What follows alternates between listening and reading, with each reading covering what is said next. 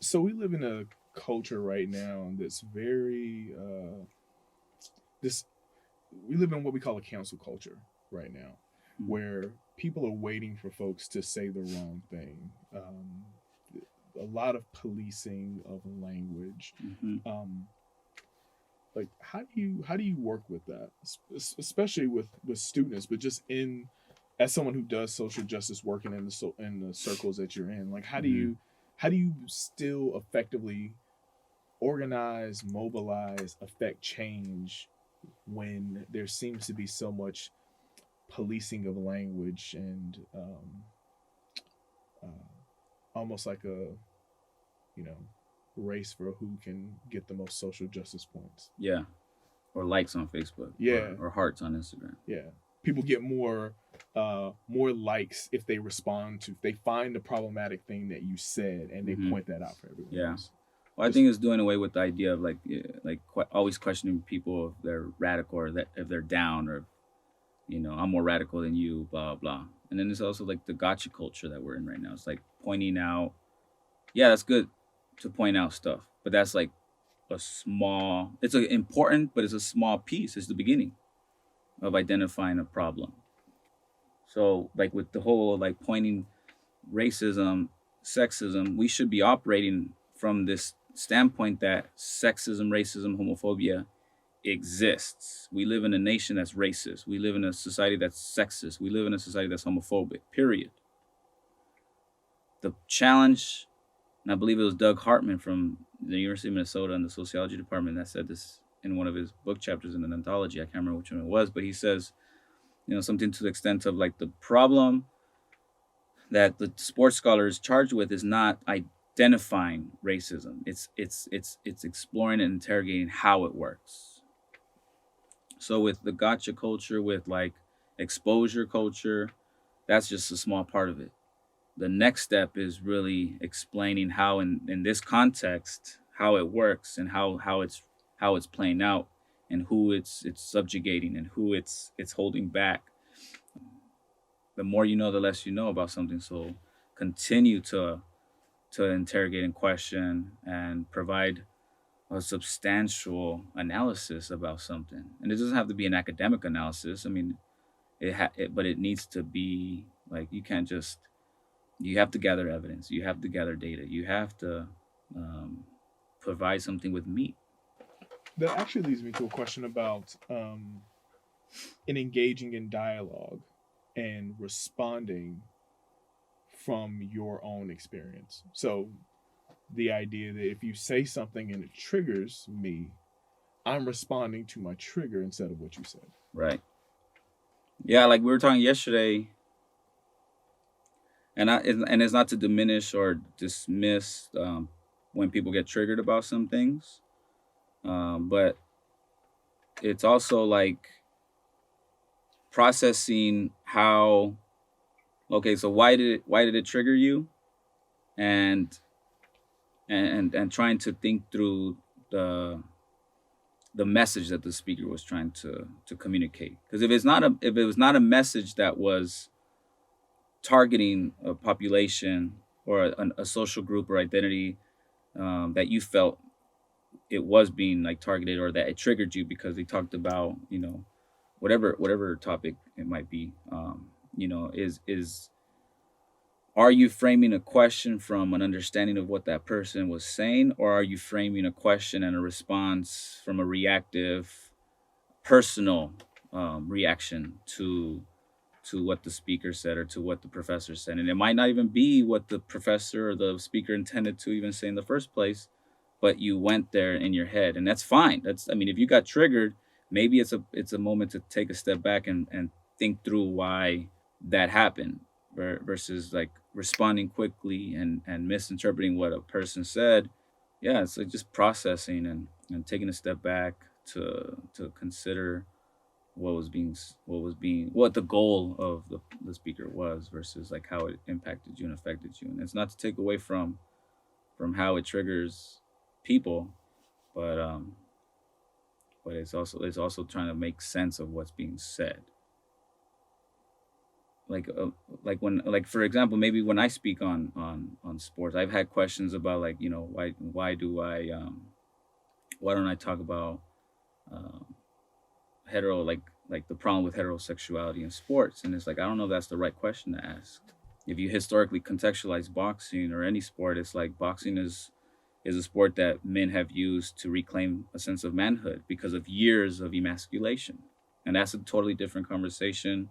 And it could be interpreted as like glorifying hypermasculinity, but it's also a way of rethinking and thinking differently about how masculinity could also be, for men of color, can be a way to resist colonialism or to resist racism. Can you talk more about what you mean by this years of emasculation? Yeah, so like Dave Chappelle was accused of being outdated with his comedy, and I think one of the jokes that people were saying that he was outdated on was that joke about Manny Pacquiao. You know, he's making this joke about how his wife's friends, she's a Filipino woman, how her friends, her gay friends, don't like Chappelle, and Chappelle's like, I don't like them either, and it's not because of their sexuality, it's just because they're mean people. And so Dave Chappelle was talking about how like we need to contextualize Manny Pacquiao as a man who comes from a nation that had historically emasculated their men. And he talks about like this history of labor where like the men stay home and the women leave the Philippines to work. And so that's a reality too, where men in a capitalist society tend to feel like they're inadequate because they're not working, because society has ingrained in us this idea that men work, men are the breadwinners, etc. Where this connects to Manny Pacquiao is that in the Philippines, back in colonial eras, Spanish and Portuguese would come to, or the Spanish would come to the Philippines. And one of the things that Spanish men would use to reinforce the idea of Spaniard supremacy, of European supremacy, was boxing matches. And in boxing matches, white Spanish men would beat up on Filipinos that were mismatched. And that was a way to reinforce this idea of gender and male European supremacy in the Philippines. That's why you don't ask Manny Pacquiao his stance on gay rights, because he's not going to give you the most progressive soundbite on that. And so he's like, you know, the reporter that interviewed him should have known better, because he speaks more to this idea of gender empowerment when you can historically contextualize how Filipino men have historically been, you know, targeted by the effects of colonialism and European supremacy. It's an interesting thing that you say in that about, or that you're alluding to about even cultural differences, right? That we can take a soundbite, we can take a clip, and put that view it through our own cultural lens, and then make a judgment about it. And we're not thinking about what is the context, what culture is this being housed in. We don't think about that. We're solely looking at it through our culture. And so one of the critiques that I have with that is, for those who claim to be very progressive in the way that they think, there's a judgment that then gets passed, because even in this situation, when you have the opportunity to be as progressive as you say that you are, you're actually still looking at it through a very closed-minded lens. And it's not to say that you're wrong. It's just simply to say you're looking at it solely from your cultural standpoint. So I can look at what Manny Pacquiao says, and I can go, yeah, that's pretty stupid. It is a pretty homophobic. Yeah. And like, totally, we can agree on that because we live in a culture that very much says, yeah, that is homophobic and it's wrong, and that's not something that you should say. And part of the, as I call it, part of the grace is also understanding that there's a historical context which leads him to think that there's a religious context, like, because if you know anything about his background, like, you know that is very influential in his life. So there are a number of factors that are playing into why he makes a comment like that. And you aren't effective in solely attacking what he said without understanding those contexts. Right. You have to put him in conversation with history. And but yeah, like my work also is pointing out when they disrupt. So that's an example of him disrupting, these gender politics, and how he represents this very empowered sense of manhood. But at the same time, he's not a representative. He's not a well-versed and attuned to gay rights. So that's the complexity, and I think what boxers and all, just people period, just it's like there's a reinforcement of dominant structures and ideologies, and there's a disruption that can happen. And when I look at boxing rebels, like there's been moments where Manny Pacquiao was a rebel, but in his mere existence, Filipino men wasn't expected of him to be this dominant boxer, but he disrupted that through his victories and through his success in boxing. Same with Jack Johnson, just by being the first black heavyweight champion, he totally threw off the whole racial order of the time. No, in other ways, he's incredibly problematic. And he's like so messed up because he's got like domestic violence history. Domestic violence, and just wasn't an advocate for racial justice all the time either. But he in his context, in his historical moment, teaches us a lot about race at the time, and about how white supremacy in the Victorian age was working, and how that process was being disrupted by him. I think that's also another interesting critique is what you said about Jack Johnson being problematic, right? That this is a guy who has a history of domestic abuse and violence against women. And another critique is that, and I would say less so, the idea of him using his platform to affect some type of social change, right? And this is similar to Pacquiao in that there's an expectation that some people are going to do things that is, I won't even say even outside their comfort zone. Like, that's not the role that they serve. Jack Johnson is a symbol. Right. Jack Johnson, his presence and what he did was able to affect some type of positive. It was able to challenge those norms those cultural and social norms that you talked about. It was a challenge to racism. That is his power and his beauty. He wasn't going to be Muhammad Ali. Right. He wasn't someone who was going to be able to organize, as you said earlier, or mobilize. But his presence in the way in which he carried himself was a challenge to those systems. Right. But then sometimes we critique people because they don't also do this other thing that we feel like they need to do. Yeah.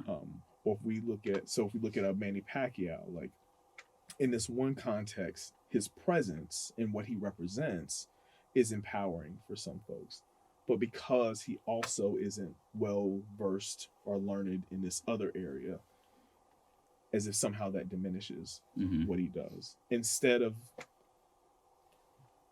this idea that because he is able to serve in this role, there will be someone who's able to come through later on who can embody those things. So for the context, for the moment, he serves a purpose, right? You don't have a Muhammad Ali if you don't have a Jack Johnson. Yeah. Some people hate this analogy, but you don't have a Colin Kaepernick without a Muhammad Ali. Right. Yeah. Or like why am I blanking on that name? Yeah. I follow you. Yeah.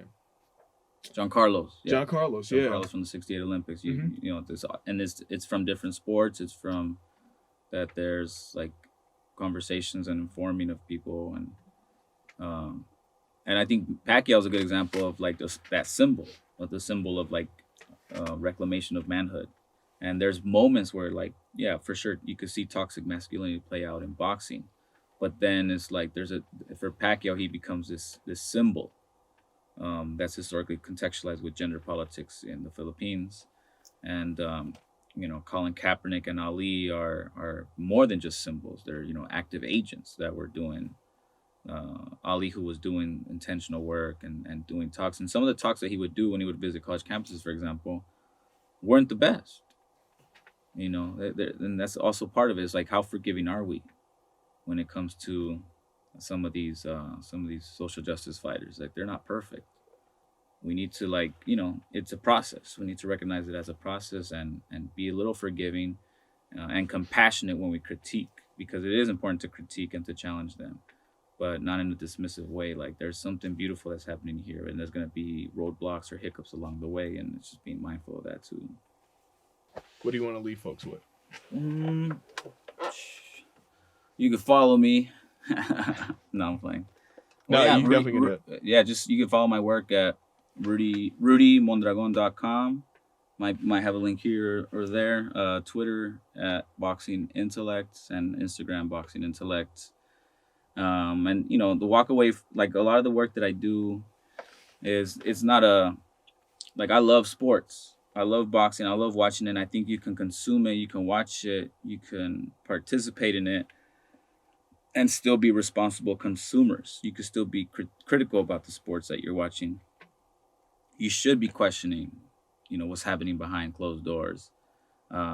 You should question the exploitation and the power dynamics, and you know how contracts are written, and you know they're not perfect, and um, you know when commentators are commenting on athletes and using essentialist language, or you can question all that stuff and still enjoy it. So there's space for both and everything in between. And my scholarship, what I hope that it does is that it creates, it empowers and equips people with the tools to watch sports in a critical way, and at the same time enjoy it, um, and not take it for what it is as it is presented. You know, it's open for interpretation, it's open for dialogue, it's open for critique. Sports worlds are not perfect. They're problematic. They're liberating. They're restrictive. They're a lot of things, and so it's just doing the work to figure out what's going on in the sports world, and that's what I hope my scholarship does for people.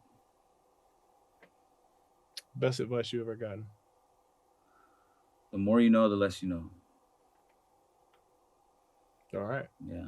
So keep learning. As long as you have a pulse, you're learning. Once you feel like you know everything in the world, you're fucking up.